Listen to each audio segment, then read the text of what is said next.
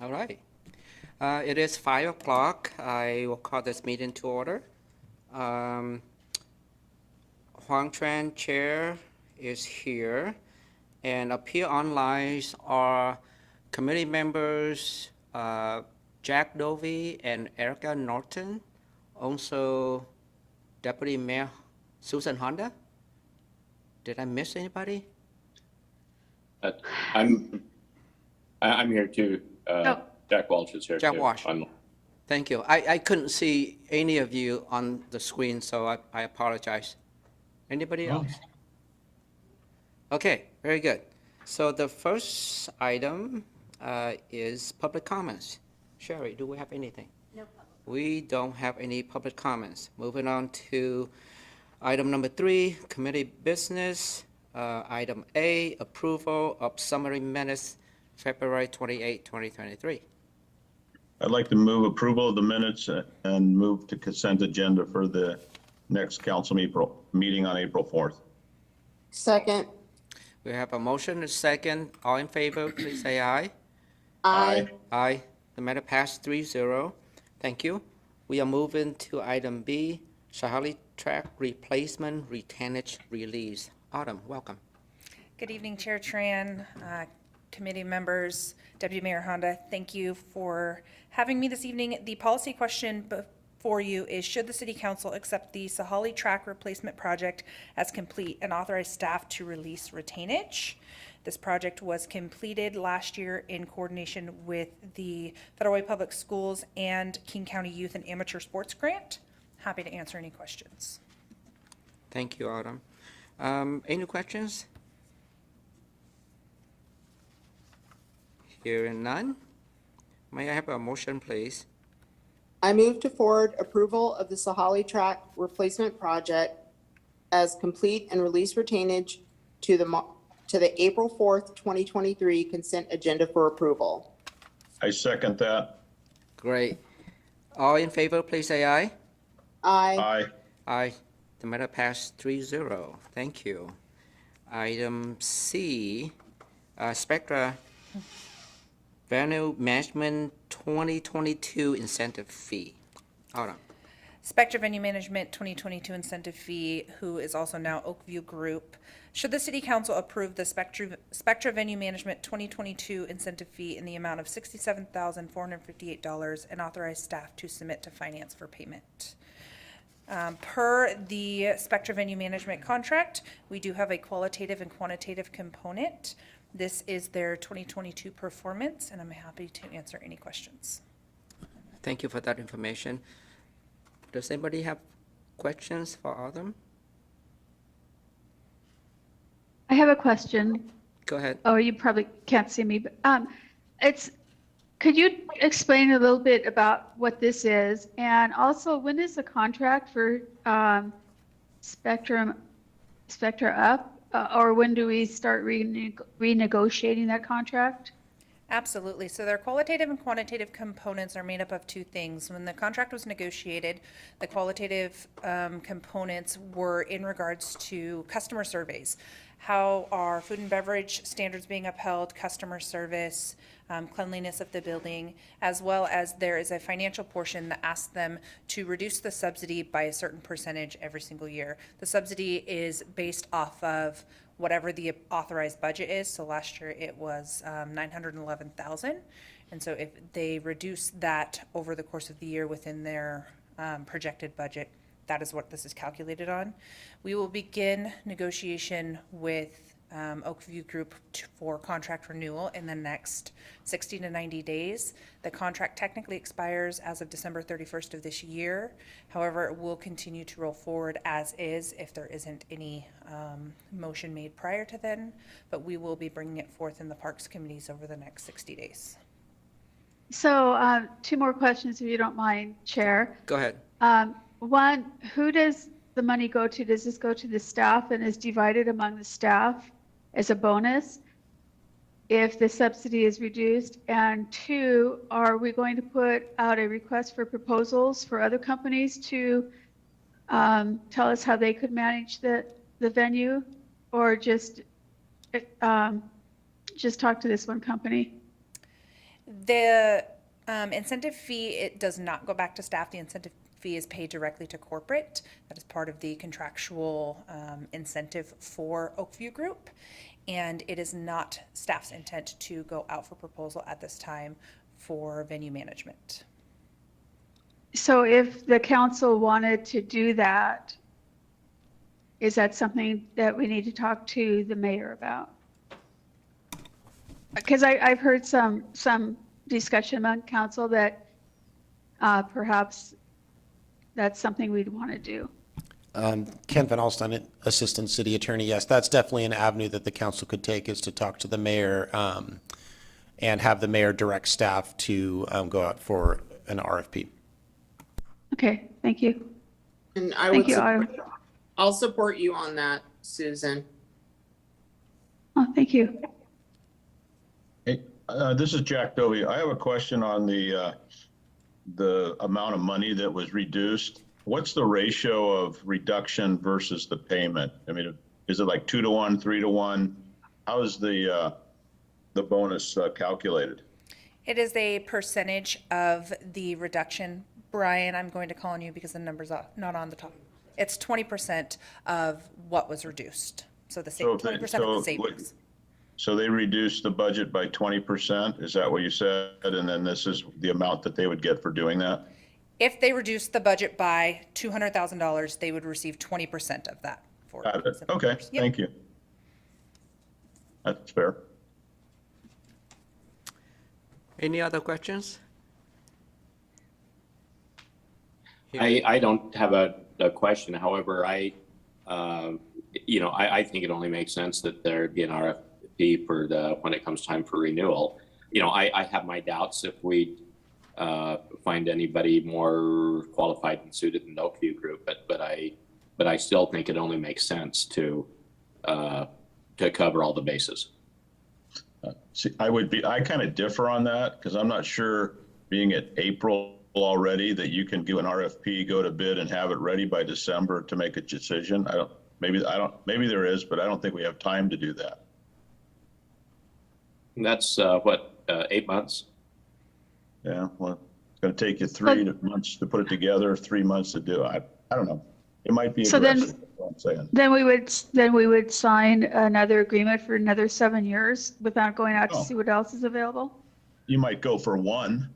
I mean, I wouldn't go for 7.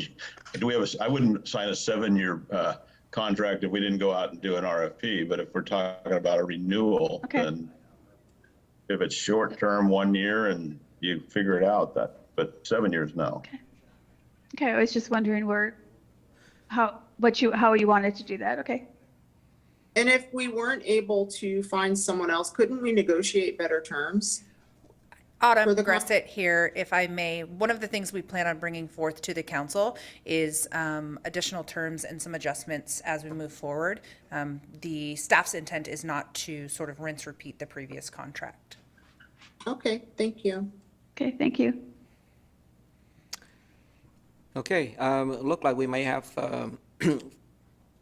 further discussion on this down the road, but not right this moment. Yep. Can I have a motion, please? I move to forward approval of the Spectra Venue Management 2022 incentive fee in the amount of $67,458 to the April 4, 2023 City Council consent agenda for approval. I'll second it. Okay, we have a motion and a second. All in favor, please say aye. Aye. Aye. Matter pass 3-0. Thank you. Thank you. We are moving on to item D, open golf introduction. This is for discussion only. And I know that Chase Donnelly's name is on this. This is Steve Groom, Finance Director. I wanted to introduce the item. Chase is going to walk us through an introduction and a demonstration of a tool that has been in process for quite some time. And he and staff have put a lot of time into it. I think we were a little bit surprised how much staff time was involved. What I want to introduce you to is that this is going to be a citizen portal. He's going to start us on the City of Federal Way's website and show you how to navigate into it. And what you're going to see is that it's an interactive financial tool that anyone can explore anytime. We have preloaded some common questions that we answer visually. And the reason we did that is because citizens may or may not know what questions they have, but if they knew what to ask, maybe that would help guide them. We really do want to be accountable and transparent, and we want to, we already have our budgets and our audited financials, but this is just another way for citizens to navigate our financial information. You'll see that it drills down from summaries, and they can choose what area of interest. And we can come back to this after Chase's demo. Let me see, I don't know how to, Could I interrupt for just a second? Sure. Chair? Yes, So Matt. I think some background information might be important before we start the discussion.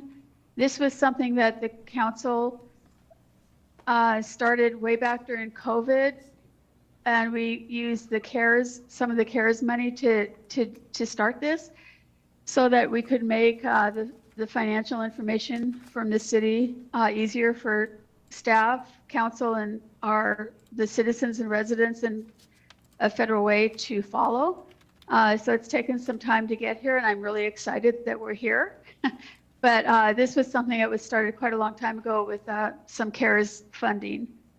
So I just thought maybe some background information would be important. Excellent, and it's taken us till now to implement it. I will now, can everybody see the City of Federal Way's home page on their screen? No. No. We see FW Finance Citizen Portal. Okay. Thank you. Now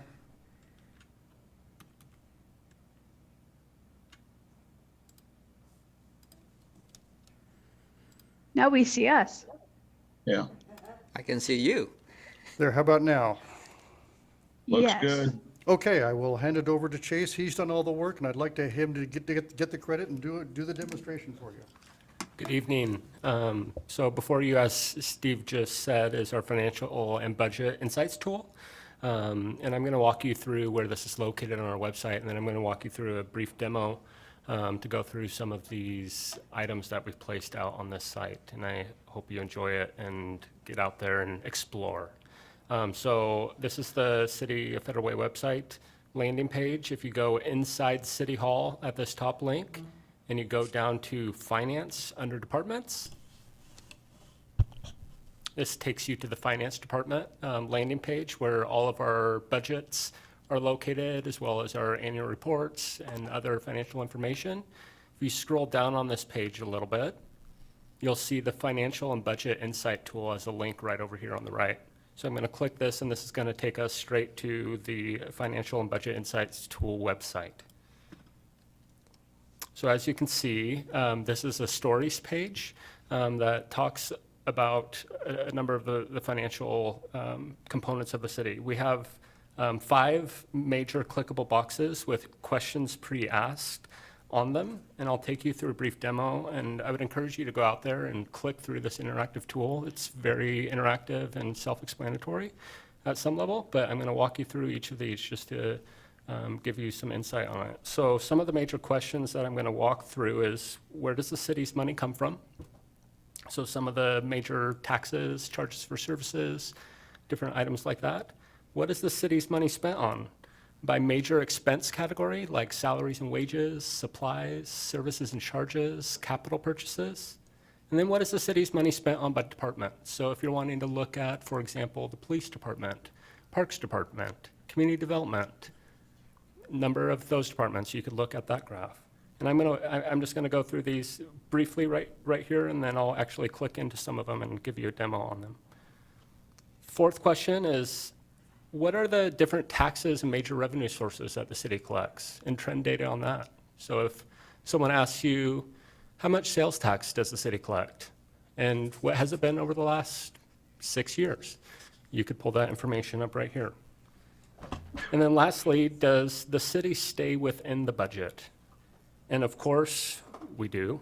The answer is we always stay within the council's authorized budget. And just to reiterate, anyone can play with this tool at any time. Please go out and take a look. I'm going to start to drill down into each of these questions to show you the drill down functionality and how there's different options of viewing these reports. So first, we'll look at where does the city's money come from? This does look a little smaller. This screen, on a wider screen, this will look a little bigger. It is a bit smaller than what we were used to. So it might look a little bit different on your monitor or even your monitor at home. But I encourage you to start looking at this. So what this graphic does, this is a pie chart. You also can look at these graphs in different ways. So you can look at it as a bar graph, which gives you trend data. You can look at it as a line graph and various other types of graphs. We'll look for right now in this example as a pie chart.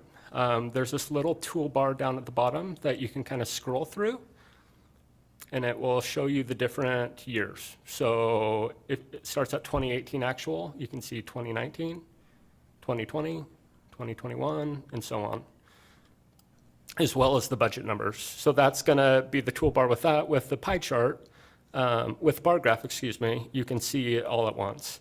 But again, I'll click back to the pie graph. And then if you have the question of, out of 2023 or 2022 revised budget, how much of that was taxes? And so you could look at the amount down here on the left. And you can also click into this. So this is the interactive part. If you click into taxes, it will tell you how much in each type of taxes. So it will show sales tax, REET, property tax, utility tax. And let's say you wanted to know a little more about what type of utility tax was budgeted or how much actual utility tax we received by a certain type. So let's say you wanted to see electric utility tax. You could click into this pie chart, and that takes you down to each of the various categories of the types of utility tax.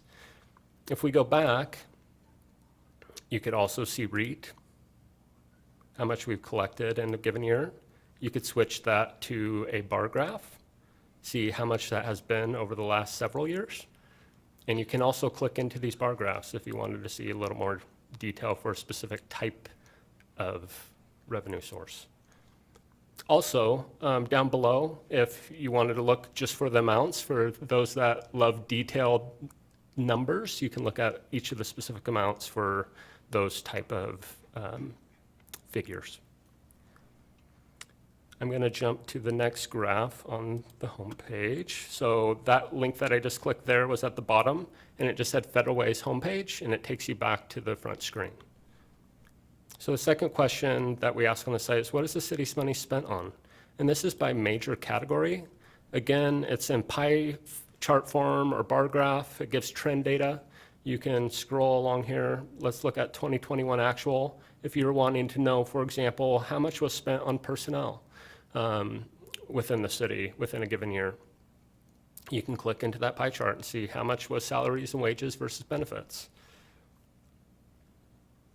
Or you could look at it in a trend data form from 2018 to 2019, 2020, 2021, and then you could click further into here to see the exact numbers on trends, for example, for different types of benefits. So if you're wanting to look at health insurance versus, Federal Way retirement system versus disability, you could look at each of those types of benefits that are being paid. And again, you can see the exact numbers that are in the system. This is tied directly to the city's financial system and does update on a daily basis. And so this is interactive and live at all times and is being updated often.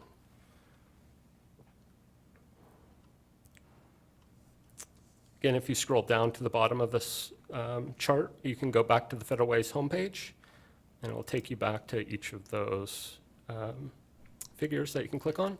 The third chart is, what is the city's money spent on by department? So like I said, you could look by police department, you could look at parks, and I'm going to click into this as well. As you can see, a lot of these graphs are exactly the same, but it provides different levels of information based on the questions that we can put in here. So we tried to think of the questions that council and citizens most likely would ask most often.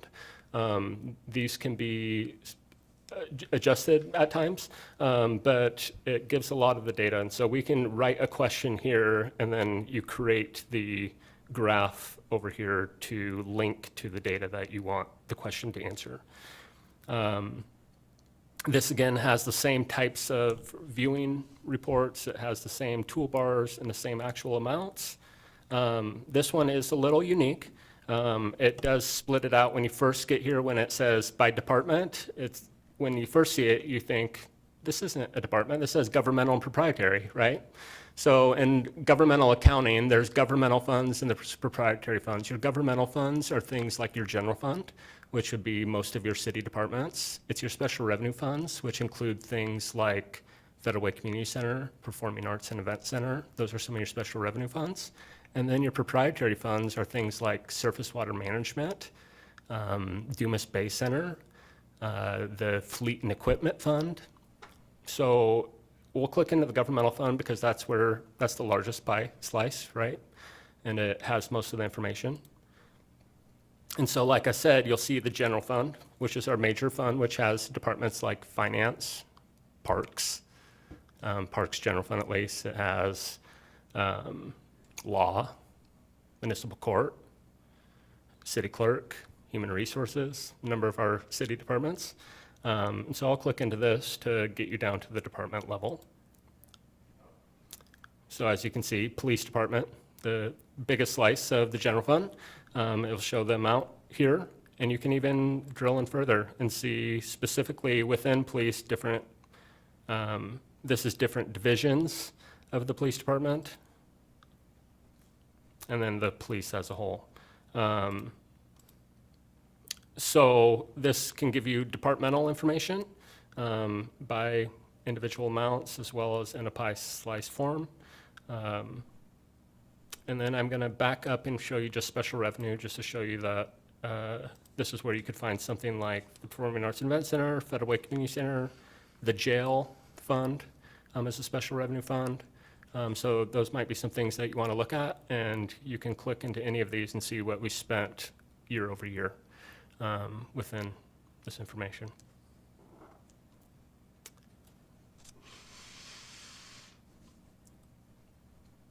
I'm going to go back one page. So the fourth question that we put out here that we thought was a helpful question for citizens to ask is, this specifically says on the front, how much does the city collect in sales tax? But as you click into it, we have a lot more questions on our left toolbar that gives additional information for different types of revenue sources. So if you were looking at year over year, how much does the city collect in sales tax, you could see 2018, 2019, 2020. You could also look at this in a pie graph. I think this makes a little more sense in a bar chart if you're wanting to look for trend data. But it also answers questions like, how much does the city collect in utility taxes? And let's say you wanted to look at a specific utility tax amount and look at the trend data on that, right? Let's say you wanted to see how much was collected in electric. You could click into that pie chart and see the trend data just for electric year over year. So it's very interactive, and I would encourage you to get out here and just look at some of those functionalities of this tool. It shows how much does the city collect in property tax, real estate excise tax, which is a restricted source for capital purposes, how much does the city collect in hotel, motel, lodging tax.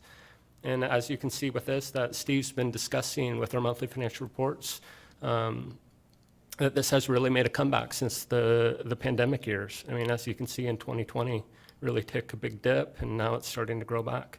And so if you're looking for trend data to substantiate our numbers in our monthly financial report, you could go right out here and check us out. So, and we encourage you to do so, because we find this as a helpful tool, and hopefully this is something that you can really point citizens to, and also yourselves go out to and look at. How much does the city collect in business license fees? Again, trend data for that. And then how much does the city collect with community development permits and fees? And you can look by specific types of permits and fees. If you wanted to see building versus plumbing versus mechanical versus electrical, you could go and look at trend data on these. And again, you can click into just building, see the trend data for that information. Again, it has the financial numbers down below here. that connects to the graphs up above. And I will take you to our last question that we have on here right now on the home page, which is, does the city stay within the budget?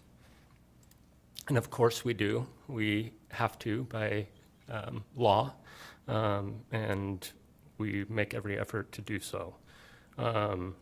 So on this graph, this is again a year-over-year graph. The ones with stripes are the budgeted amounts for revenues and expenses. The ones with solid numbers are the actual amounts, the amounts received. And so you can look year over year, revenue for 2021 revised budget, right? And I can click into it and see exactly what types of sources or revenues were budgeted for 2021 and compare that to the actual. And you can look at it by each individual source, and you can click in to further detail. This particular report is by major category, and so this will be things like taxes and things like, on the expense side, your personnel services, your salaries and wages, and your benefits. And so it shows it at a larger level to show that you're within budget, within your major categories. And you also can see the numbers down below on this item. So that shows a bit of the drill down functionality. Anyone can get in here at this point. It is live on our website, on the city's website. So I would encourage you to let citizens know that it's out there. This purpose of this presentation was to orientate you to this new product and to give you a tool that you can go explore and let people know about. So this refreshes daily. This is interactive, updates every day, and so you can really see what the city's doing and get involved. And so we encourage you to do so. We'd be happy to answer any questions. Thank you, Chase. Council members, do you have any questions for Chase? I have some questions. Go ahead, please. First of all, thank you, Chase. I've been waiting for this for a while, and I'm really excited. My first question is, when we talked about doing this, that what I remember, and refresh my memory if I'm wrong, was that we would get it up and running, and then the company that we were contracting out to do this would then be the one that added information? Or are we having staff add information, and how much time is that going to take for staff to do that? Yeah, so this is directly connected to our financial system. That was what took most of the work, was to integrate it into our financial system, to do all that setup, to tie all of the accounting to the system. And so once that's done, it does automatically update. And so really the additional work would be anytime that we would potentially create a report, or any sort of maintenance. But pretty much most of it is now linked to our ERP financial system that we use for all of our accounting within the city. So then the contract that we have with, is it GoGov? Or- It's OpenGov. Oh, OpenGov, excuse me. Yeah. So they're just being paid to, that we're on their site, so we're using their site. That's what we're paying for? That's correct. And this is going to go out for the next 5 years, is that correct? This was a That would- 5-year contract. And it starts now? We would have to go contract? back, we would have to go back and look at that contract to make sure that that is the case. I'd like to know when you find that out, because it has taken, much longer to get this up and running than we thought. My other question is, if council or maybe a citizen suggested another question to add, is that possible, to add more questions and then have more data put on there? It is. We plan to let this go live, and we look forward to feedback. And as we get people actually using it, we'll find out what they're interested in. And if an existing question doesn't answer the question, then we can certainly do that. We expect most of the questions will be how to find the answer that we think is in there. But yes, we can. Okay. And I just think it's really exciting. Maybe we can send out something to the Federal Way Mirror and let people know that it's up and running, and even have a report at the next council meeting about this so that people know that it's there, and encourage people to use it. I'm really excited about this, so thank you for doing the work on it. Deputy Mayor, I appreciate your confidence. You know, a lot of restaurants have a soft open to let the first few customers work out the bugs. But Whatever you want to do, it's just an idea. but we got our courage up to show it to you, and we think it's working. So thank you. This is Jack Dovey. I have a comment. Go ahead, Jack. It would seem to me that if we want people to get on this, we'd make it a little more prominent on our webpage so people can find it. I mean, it's just outstanding what it does, but I think it looks like it'd be a little difficult tonight to navigate to get there to even try it and look at it. Good point. We have access to the Finance Department webpage. To access the homepage, I think we need to work through the mayor's office. But again, I think with your seal of approval, I think he'll probably agree. Yeah, if we want people to do it, we need to get it so they can actually get to it at first so they know it's there, and then you could change it to somewhere else. Great. Yeah, I have some comments and questions. Go ahead, Jack. Okay. First off, I am impressed. I'm very impressed with it. Steve, what you're saying is, restaurants sometimes have soft openings. I know how that is, done it. But then a grand opening later, I mean, is this kind of the soft opening now, and then in a few weeks or a month or two or something like that, is that when we should be promoting it, sending stuff to the mayor and whatever else, and then perhaps at that time doing a big splash thing on the city's homepage to feature it on the homepage so that the people will know that it's there. But like I say, if you are wanting to do a soft opening, make sure there's no glitches. Wait a little while on that. No, sir. I think you're all exactly correct. We need to put this out fully 100% because we do need feedback, and we'll just take our lumps. I'll take responsibility if a citizen finds some numbers that don't add up. I will appreciate the help, and we will fix whatever needs fixed. Okay. All right. One thing, a couple of things. Back in the salary part, can you click on salaries and show salaries by department, or is that, or do you need to go to the department budgets to show that?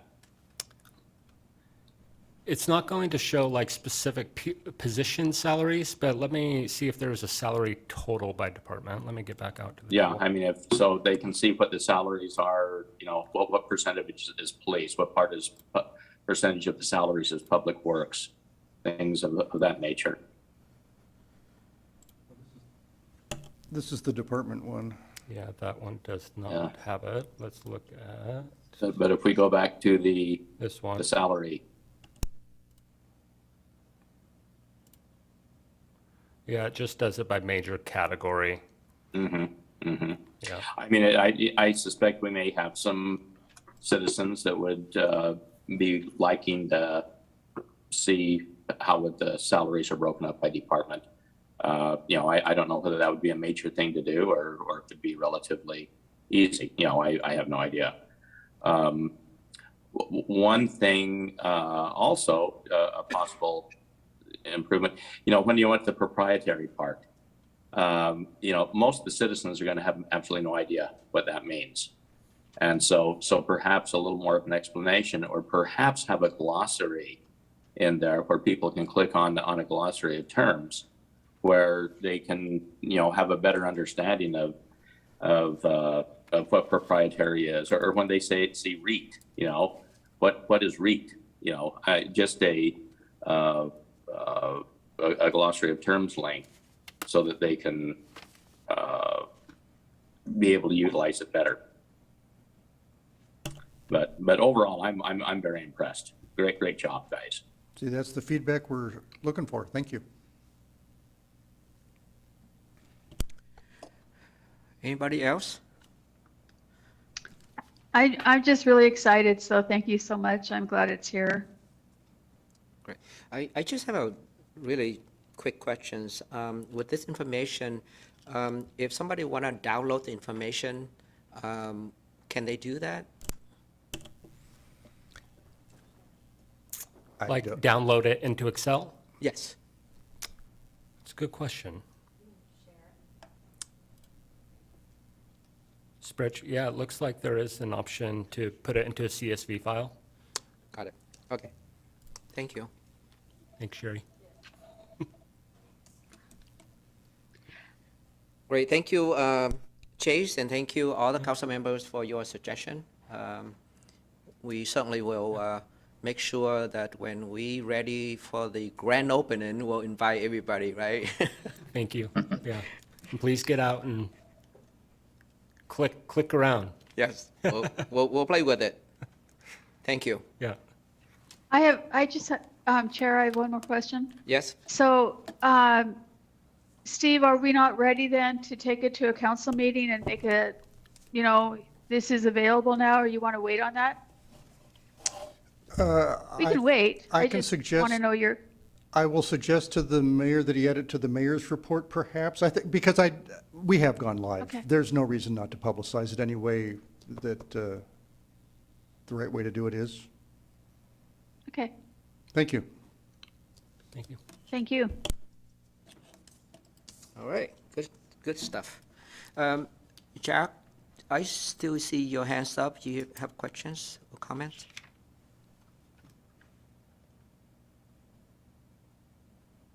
Okay, probably not. All right, so we are ready to move on to item E, AP vouchers 2/16/2023 through 3/15/2023, and payroll voucher 2/1/23 to 2/28/23. Chase? Good evening, Council Chair Tran, Deputy Mayor Honda, Council Committee members. Before you are the AP vouchers in the amount of $3,322,535.36, and payroll vouchers in the amount of $4,111,804.45. We did send out an email earlier today for some of the voucher questions, and we'd be happy to answer any others that you may have. Thank you for your answers. I appreciate it. Yeah, thank you. I don't see any hands up, so we ready to vote on the item? I move to forward the vouchers to the April 4, 2023 consent agenda for approval. And I second it. We have a motion and a second. All in favor, please say aye. Aye. The matter passed 3-0. Thank you. Thank you very much. And the next item, item F, is for discussion only. Status update on the city cash during current banking crisis. Mr. Groom. Thank you. The next item, I can get on the screen here. I have distilled, in your packet, you have got, I think, a 2-page memo, pretty dense material, and I have distilled it into one slide. The last week, or perhaps the week before, I briefed the mayor and our city administrator on the status of the city's cash. Essentially, FDIC protects cash in banks up to $250,000. So how can we as city feel comfortable that we keep $10 million in the bank? Now, we have to keep $10 million in the bank because that's generally what our accounts payable check runs are, our payroll runs are, so we have to cover outstanding checks, of course.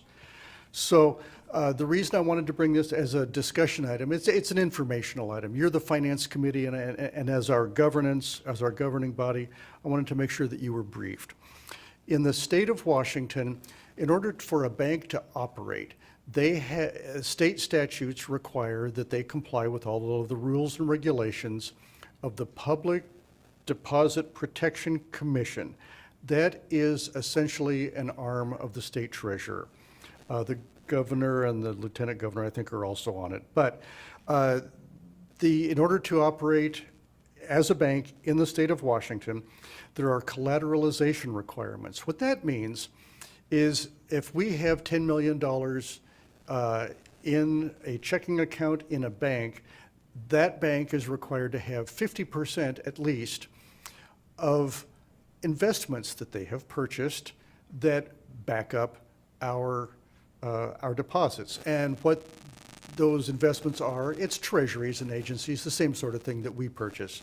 The bank is required to have liquid assets sufficient to cover 50% of deposits on hand. And so we all probably took fractional banking in school, and we understand that banks don't fully keep all of the cash on hand, but they do have to keep some. In addition to that, the PDPC requires of all of the banks in Washington, and I think there's quite a long list. There's a table in your packet. If any bank has a customer who is a public agency, that would be a county, a state, a special district.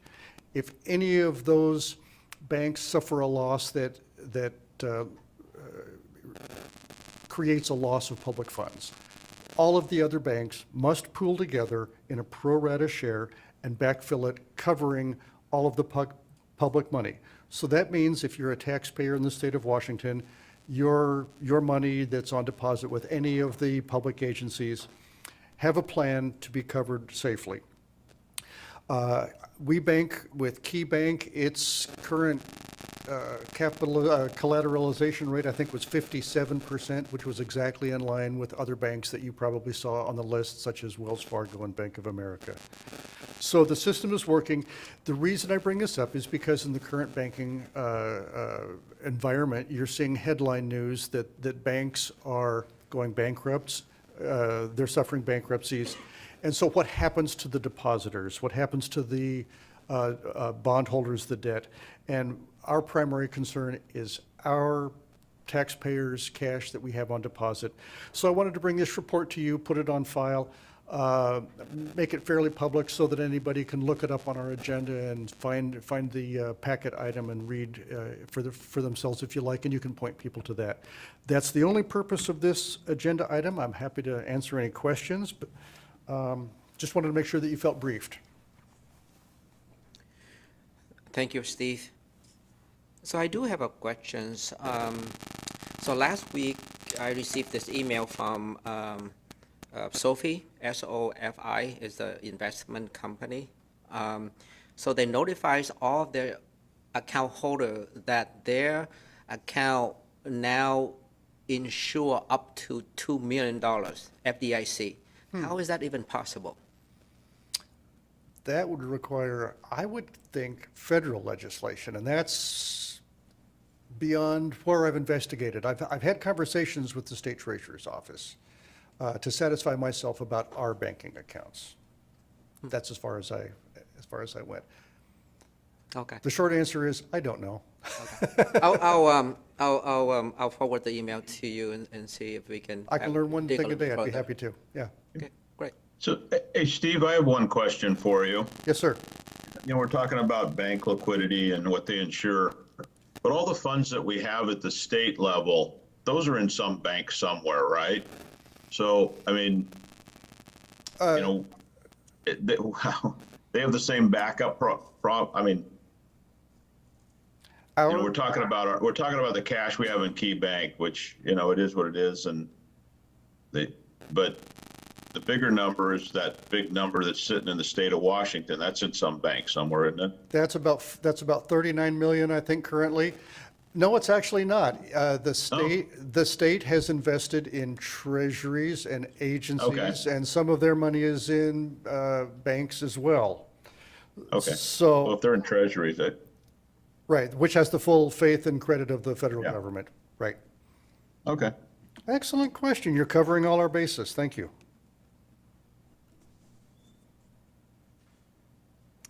Okay, any other question for Steve? If not, then we are moving to our last item, item G, monthly financial report, February 2023. Steve. Well, thank you. We are 2 months into the current fiscal year. This is my attempt at one of those little charts where, it's like a file loading. We're 2/12 of the month, and so I have 2/12, whatever percent that is. And I will show you what I always show you. I will show you how revenues are trending. This month, we have got almost everything in green, meaning it is as we budgeted, except for a couple. Businesses, licenses, and fees is a little bit under budget, so we're going to be watching that as the year plays out. The others are doing very well. So now I kind of expected sales tax to be our strongest. It is not. Utility tax and permits and fees are doing much better than budget, and I think that is partially a reflection on our conservative budgeting. I think we budget cautiously so that we have a budget that is achievable. The lower two revenue streams, real estate excise tax, I'll show you another graph in a moment. We've been watching that for a few months. And lodging tax just missed by a little. So let me walk you through the very few charts that I have. Now, since we only have one data point, and I need to hide the controls here. Oop, that's not it.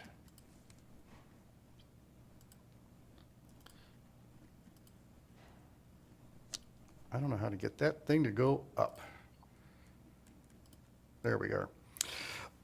This is sales tax. This is sales tax, and we only have one data point, and it is 263,000 over prior year, and it's just a little bit over budget. Very hard to see, but as we start seeing the year play out, we will get more data points. That will become a line, become clear. The next one I have is utility tax, and here again, I just have a little single data point. It's kind of hard to see, but it is over prior year and it is over budget. Those are both good. Property tax, this one, it is just, it's $1,000 over prior year, it's $1,000 over budget, and we're rounding. So it's maybe a little bit more, maybe a little bit less than 1,000. And we know that we're gonna see the big remittances of property tax in April and May, and in October and November. So no news there. Real estate excise tax, if you see the thin blue line, that was the prior year, and we saw how that was tapering off. Part of that is seasonality, but part of it, quite frankly, was the pace of real estate transactions in the real estate market. The property values were doing fine. They went up 19% last year, but the pace of transactions has slowed, and a big reason is because the mortgage interest rates went up. So the red line is what we see this year. It's less than prior year, and it's under budget. We always say that in this fund, if the revenue doesn't come in, we have to manage the pace of our projects. That would be our public works and our parks projects. Dollars aren't terribly significant. This is a big scale. This is a $5 million budget. We're going to continue to watch it, monitor it, and I work with John Hutton and E.J. Walsh as we make sure that our spending of projects stays within the revenue that we've received. Lodging tax, I just have one little data point there. Good news, bad news, it's over prior year, but it's a little bit under budget. So we will continue to watch that. As Chase mentioned earlier, we have had just a terrific success story seeing it come back from the pandemic. We may have budgeted a little bit aggressively, but not much. And again, we will monitor our spending against it. Investment revenue, thanks to the good, this is the only good news about rising interest rates. Our investments are doing much better. So we're doing much better compared to prior year, and we're doing favorably to budget. It's a roller coaster this year. We think we watch interest rates daily. I know that we report on them monthly. We try to make our investment decisions every month, but which day of the month to make a purchase is generally the question. It's a little early in the year to tell how expenditures are doing. Revenues in total are favorable by $500,000, 14%. Expenditures are also favorable by $500,000, only 5%. That's because we have got a lot of roll forward in our ARPA, so there's some carry forward from last year on the expenditures. But it's all good news. The cash position, very stable. The blue bars bumped up just a little bit. We took 5 million out of the state pool and invested it. We always buy one purchase that is 50 months out, but we also made 3 purchases. You can see that we topped 5% return, and we will enjoy that 5% return for 9 months, 12 months, and 22 months respectively until those mature. So we're just trying to just squeeze every little penny we can out of our reserves, and we had a pretty good month.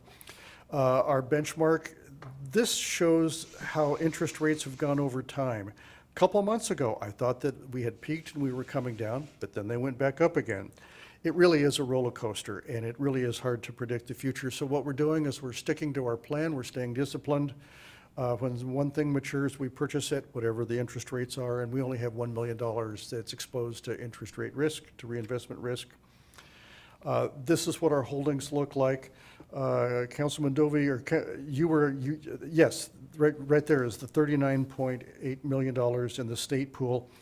And what do they have it invested in? They have it invested primarily in treasuries and agencies. The debt, this is almost a throwaway slide, but I don't want to omit saying that the debt hasn't changed since last month. We didn't make any debt payments, and of course, you all know that we haven't issued any new debt. So this is going to be the same until we make our next debt payments. So in summary, 2023, we're 2 months in, we're managing to budget, we're watching our revenue, which is favorable with a couple exceptions. Expenses are on track. I want you to look forward to the next FedRec meeting. We will be bringing a budget amendment to do 2 things. We will be carrying forward some of our 22 obligations into 23 so that we don't goof up this year's budget. Anything that was budgeted last year, that the checks go out this year, we want to make sure that that matches. And then, of course, there's been some things that council has approved, like some new grants.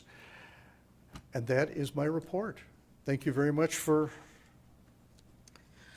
Thank you, Steve. Council members, have any questions There for we Steve? are. I have a question. Go ahead, please. The utility rebate program, Yes. so that should be ongoing at this point. Do we have any applications, and how are we getting the word out about that program? I'm sure we do, and I'm sure we haven't. I don't have that information off the top of my head. I will. All right. I have one question. When I was looking at the detail, it talked about Prop 1 and solid waste revenues, and they were down 22% and down 49%. Or why would that be? Are people not putting their garbage out, or is it a timing of when the pickups were, or why was it down so drastically percentage-wise? I don't think I know off the top of my head, and I also don't know if that's compared to prior year or to budget. I suspect Yeah, I think it was to budget. Yeah. My first guess would be it would be the timing of receiving the money coming in. Let us follow up on that. That's a great question. But that's what my gut says. Yeah, thank you. I'd like to go back to the utility rebate program. Certainly.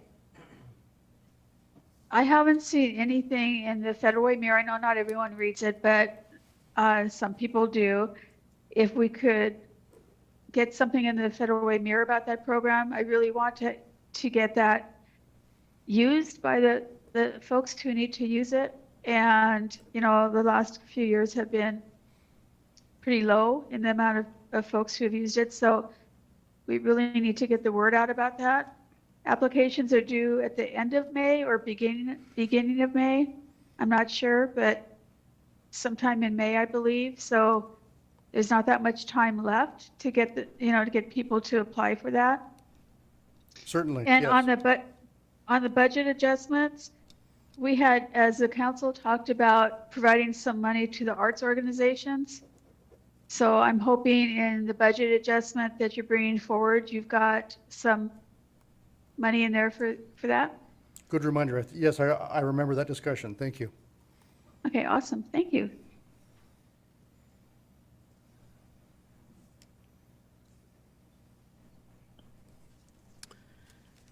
Okay, very good. Thank you.